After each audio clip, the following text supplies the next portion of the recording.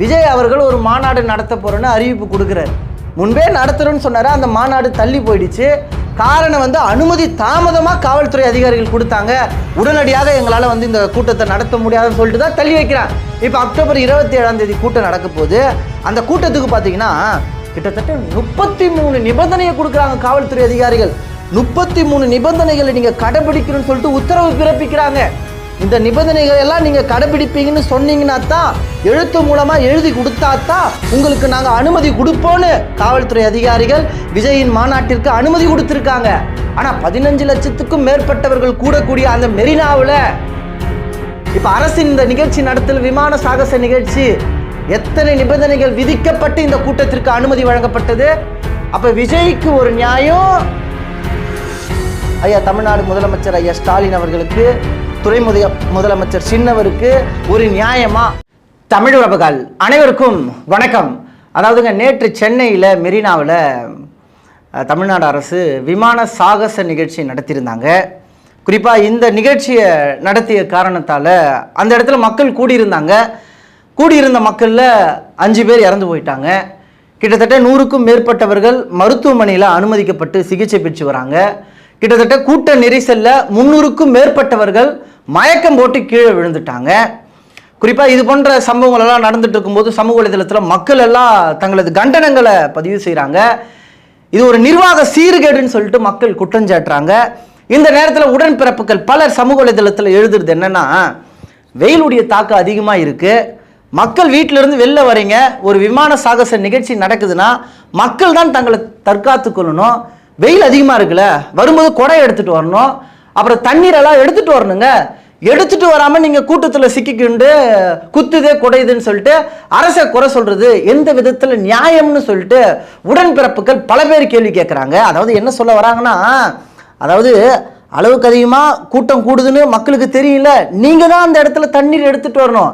அரசு அடிப்படை தேவையை கூட பூர்த்தி செய்யாது, நீங்கள் அரசை நோக்கி கேள்வி கேட்கவே கூடாதுன்னு சொல்லிட்டு உடன்பிறப்புகள் பல பேர் பேசிட்டு இருக்காங்க. அதே போல் நம்ம ராஜீவ்காந்தி, திமுகவின் அறிவு நாணயம் ராஜீவ்காந்தி அவர்கள் நேற்று தனது எக்ஸ் தளத்தில் எடப்பாடி பழனிசாமிக்கு ஒரு பதில் கொடுக்குறாரு. என்ன சொல்றாருன்னா, ராஜீவ்காந்தி வெள்ள நிவாரணம் வழங்குவதற்காக ஜெயலலிதா வராங்கன்னு சொல்லிட்டு கூட்டத்தை கூட்டி 42 பேரை நீங்கள் சாகடிச்சிங்க. அதே போல் ஸ்டெர்லைட் போராட்டத்தின் போது 13 பேரை சுட்டு சாகடிச்சிங்க. நாங்கள் ஒரு விமான சாகச நிகழ்ச்சி நடத்துகிறோம், எதிர்பாராத விதமாக மக்கள் கூடிட்டாங்க, வெயிலுடைய தாக்கம் அதிகமாக இருந்தது, அதனால 5 பேர் செத்துட்டாங்க, இது ஒரு விபத்துங்க அப்படின்னு பதிவு பண்ணுறாரு. எப்படி சொல்கிறாருன்னா, 5 பேர் செத்து போனது, 100க்கும் மேற்பட்டவர்கள் மருத்துவமனையில் சிகிச்சை பெறுவது, 300க்கும் மேற்பட்டவர்கள் கூட்ட நெரிசலில் மயக்கம் போட்டு விழுந்ததெல்லாம் நிர்வாக சீர்கேடு இல்லையா ராஜீவ்காந்தி அவர்களுக்கு, அது ஒரு விபத்தா? இதை போயிட்டு பெரிதுபடுத்துறீங்களே. எடப்பாடி பழனிசாமி அவர்களுக்கு தமிழ்நாடு அரசை குற்றம் சொல்வதற்கு ஒரு தகுதி கூட இல்லைன்னு ராஜீவ்காந்தி பேசுறாருங்க. இதெல்லாம் என்ன கால கொடுமையா இருக்குங்க. 5 பேரை சாகடிச்சிட்டாங்க, 100க்கும் மேற்பட்டவர்கள் மருத்துவமனையில் சிகிச்சை பெற்றிருக்காங்க. இது ஒரு நிர்வாக சீர்கேடு என்பதை ஏற்றுக்கொள்ள கூட இந்த திராவிட மாடல் அரசு தயங்குகிறது என்று நம்ம சொல்லலாம். அதாவது நீங்க யோசிச்சு பாருங்க, ஈழத்துல நம்முடைய மக்கள் கொத்து கொத்தா சாகடிக்கப்பட்ட போது அந்த போரை நான் நிறுத்துறேன், உடனடியாக நிறுத்துறேன் அப்படின்னு சொல்லிட்டு கருணாநிதி அவர்கள் உண்ணாவிரத போராட்டம் நடத்தினாரு. எப்படி நடத்துறாருன்னா, காலையில் சாப்பிட்டு வந்துட்டாரு, மதியம் முடிஞ்சு போச்சு, உண்ணாவிரதம் வீட்டுக்கு கிளம்புன்னு சொல்லிட்டு கிளம்பிட்டாரு. அந்த உண்ணாவிரத போராட்டத்தின் போது ஐயா கருணாநிதிக்கு பின்னாடி கூலர் இருக்கும், நல்லா அப்படியே படுத்துட்டு இருப்பாப்புல, அவருக்கு நல்லா காற்று வரும், சரிங்களா? காற்று வந்தது, கூலரை வச்சுட்டு நல்லா உறங்கியிருந்தாரு. அதே போல் இன்னைக்கு விமான சாகச நிகழ்ச்சியை கிட்டத்தட்ட 15 லட்சத்துக்கும் மேற்பட்ட மக்கள் பார்க்குறாங்க, கூடி பார்க்குறாங்க.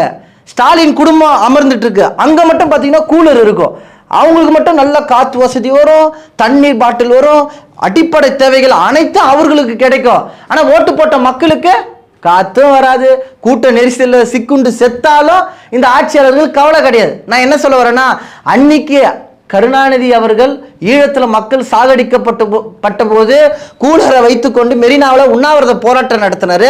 அதே போல இன்று மக்கள் சாகராங்க, மெரினாவில் 5 பேர் செத்து போயிருக்காங்க. ஆனா ஸ்டாலின் அவர்கள் குடும்பத்தோட கூலரை வைத்துக்கொண்டு நிகழ்ச்சி பார்க்கிறாருங்க. வேற எந்த ஒரு பெரிய வித்தியாசமும் இல்லை என்பதுதான் உண்மை. அதே போல நீங்க யோசிச்சு பாருங்க, விஜய் அவர்கள் ஒரு மாநாடு நடத்த போறேன்னு அறிவிப்பு கொடுக்கிறார். முன்பே நடத்துறோம்னு சொன்னாரு, அந்த மாநாடு தள்ளி போயிடுச்சு. காரணம் அனுமதி தாமதமா காவல்துறை அதிகாரிகள் கொடுத்தாங்க. உடனடியாக எங்களால இந்த கூட்டத்தை நடத்த முடியாதுன்னு சொல்லிட்டு தான் தள்ளி வைக்கிறான். இப்ப அக்டோபர் 27 கூட்டம் நடக்க போது அந்த கூட்டத்துக்கு பாத்தீங்கன்னா கிட்டத்தட்ட 33 நிபந்தனையை கொடுக்குறாங்க காவல்துறை அதிகாரிகள். 33 நிபந்தனைகளை நீங்க கடைபிடிக்கணும்னு சொல்லிட்டு உத்தரவு பிறப்பிக்கிறாங்க. இந்த நிபந்தனைகள் எல்லாம் நீங்க கடைபிடிப்பீங்கன்னு சொன்னீங்கன்னா தான், எழுத்து மூலமா எழுதி கொடுத்தா தான் உங்களுக்கு நாங்க அனுமதி கொடுப்போம்னு காவல்துறை அதிகாரிகள் விஜயின் மாநாட்டிற்கு அனுமதி கொடுத்திருக்காங்க. ஆனா 15 லட்சத்துக்கும் மேற்பட்டவர்கள் கூடக்கூடிய அந்த மெரினாவில் இப்ப அரசின் இந்த நிகழ்ச்சி நடத்தல் விமான சாகச நிகழ்ச்சி எத்தனை நிபந்தனைகள் விதிக்கப்பட்டு இந்த கூட்டத்திற்கு அனுமதி வழங்கப்பட்டது?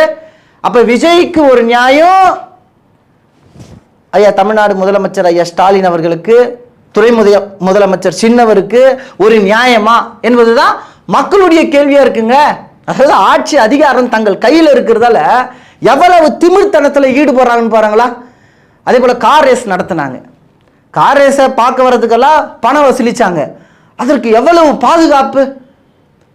பாதுகாப்பு கொடுத்து அந்த கார் ரேஸ் நிகழ்ச்சி நடத்தினாங்க. அப்ப பணக்கார விளையாட்டுக்கு ஒரு பாதுகாப்பு கொடுத்தாங்க. இப்ப விமான சாகச நிகழ்ச்சிக்கு மக்கள் எல்லாரும் இலவசமா வராங்க என்பதற்காக ஒரு பாதுகாப்பும் கொடுக்கப்படல. பணத்தை வாங்கியிருந்தா நல்லா கொடுத்துருப்பாங்க. மக்கள் இலவசமா வராங்க, இவங்களுக்கெல்லாம் என்ன பாதுகாப்பு அப்படின்னு சொல்லிட்டு 5 பேரை சாகடிச்சிருக்கு இந்த திராவிட மாடல் அரசு. இதற்கு யார் பொறுப்பு இருக்குன்னா திமுக தான் பொறுப்பு இருக்கணும். ராஜீவ்காந்தி சொன்னார்ல, இது ஒரு விபத்துங்க, நாங்க எதிர்பார்க்கவே இல்லைங்க.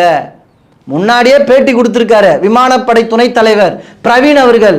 கிட்டத்தட்ட 15 லட்சத்துக்கும் மேற்பட்டவர்கள் இந்த நிகழ்ச்சியில கூடுவாங்கன்னு சொல்லிட்டு அவர் முன்னாடியே பேட்டி கொடுத்திருக்காரு, பேசியிருக்காரு. அப்ப உங்களுக்கு முன்னாடியே தெரியும் இந்த விமான சாகச நிகழ்ச்சியில இவ்வளவு பெரிய கூட்டம் மக்கள் கூடுவார்கள் என்பது முன்பே தெரியும்.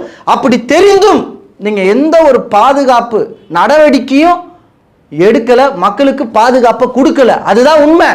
நீங்க யோசிச்சு பாருங்க, குடிக்கிற தண்ணீரை கூட இந்த திராவிட மாடல் அரசு வந்த மக்களுக்கு கொடுக்கலங்க. இப்படி இருக்கக்கூடிய இந்த அரசு இப்படி ஒரு நிகழ்ச்சி நடத்தலாமா? நிகழ்ச்சியை நடத்துவதற்கு இந்த அரசுக்கு என்ன தகுதி இருக்கு? நான் கேட்கிறேன், என்ன தகுதி இருக்கு? இதெல்லாம் மறைச்சிட்டு மறுபடியும் நம்ம பேச போறோம். திமுக ஆட்சி ஆகச்சிறந்த ஆட்சி, அற்புதமான ஆட்சின்னு பேச போறோம். பாருங்க, நேற்று வேளச்சேரி ரயில் நிலையத்தில் கூடிய கூட்டத்தை பார்க்கும்போதே நமக்கு தெரிஞ்சு போச்சு, ஆஹா சென்னையில் இன்னைக்கு ஒரு சம்பவம் நடக்க போகுது அப்படின்னு தெரிஞ்சு போச்சு. அதன் விளைவுதான் 5 பேர் இறந்து போயிருக்காங்க. ஐயா ஸ்டாலின் அவர்கள் தார்மீகமாக இதற்கு பொறுப்பேற்கணும். அதை விட்டுட்டு மக்கள் மேலே பழிய போடுறது, மக்கள் தான் காரணம், குடிக்க தண்ணீரை மக்கள் தான் எடுத்துட்டு வரணும், குறைய எடுத்துட்டு வரணும்னு சொல்லிட்டு இப்படி நையாண்டி பண்ணிட்டு இருக்கக்கூடாது, இப்படி திமிர்த்தனம் பண்ணக்கூடாது. இதுதான் இந்த உடன்பிறப்புகள் சமூக வலைதளத்தில் பண்ணிட்டு இருக்காங்க. குறிப்பா விமான சாகச நிகழ்ச்சி நடத்துறேன்னு சொல்லிட்டு கிட்டத்தட்ட 5 பேரை இந்த திராவிட மாடல் அரசு சாகடிச்சிருப்பதை நீங்க எப்படி பார்க்குறீங்கன்றத உங்களுடைய கருத்துக்களை தெரியப்படுத்துங்க. மீண்டும் அடுத்த ஒரு நல்ல பதிவுகளில் உங்களை சந்திக்கிறேன். இதுவரை நமது இன விடுதலை வலையொலியை பின்தொடராத உறவுகள் பின்தொடருங்கள், விருப்பம் தெரிவிங்கள். இந்த பதிவு குறித்த உங்களுடைய கருத்துக்கள் வரவேற்கப்படுகிறது. நன்றி, வணக்கம், வாழ்க தமிழ்.